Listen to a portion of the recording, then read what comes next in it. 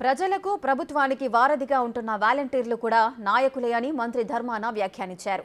శ్రీకాకుళం జిల్లా గార మండలం లింగాల వలసలో రాజీనామా చేసిన వాలంటీర్లతో ధర్మాన సమావేశం ఏర్పాటు చేశారు. రాజీనామాలు చేస్తున్న వాలంటీర్లకు మంత్రి ధర్మాన దిశానిర్దేశం చేశారు. రాజీనామా చేసిన వాలంటీర్లు స్థానికంగా సమావేశాలు నిర్వహించి ప్రజలు వైసీపీకి ఓటు వేసేలా చైతన్యం చేయాలన్నారు.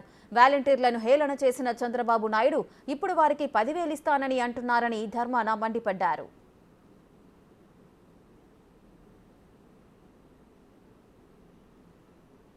అయితే వైసీపీ ప్రభుత్వం వాలంటీర్లను ఒక ప్రణాళిక ప్రకారమే రాజీనామాలు చేయిస్తుందని ప్రతిపక్షాలు ఆరోపిస్తున్నాయి.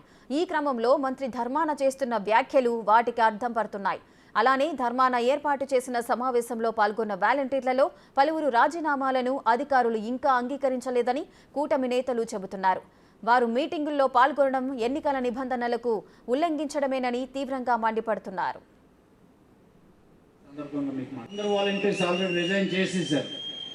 మీరే వాలంటీర్స్ అనేవాడు ఎవడు లేడు, అంత పార్టీ కార్యకర్తలే, పార్టీ నాయకులే, ఊర్లో ఉండేటువంటి పెద్దలు వాళ్ళని వీళ్ళని కలుపుకొని వర్క్ డివిజన్ చేసుకుని నిరంతరం టచ్లో ఉండాలి అని ఈ సందర్భంగా మీకు మనవి చేస్తున్నారు. ఆ పని మండల లెవెల్ లీడర్స్ అందరూ చేయాలి. మీరు గ్రామానికి చెందిన లీడర్స్ వెంటనే సమావేశాలు పెట్టుకోవాలి. మీ సమావేశం మీరు పెట్టాలి.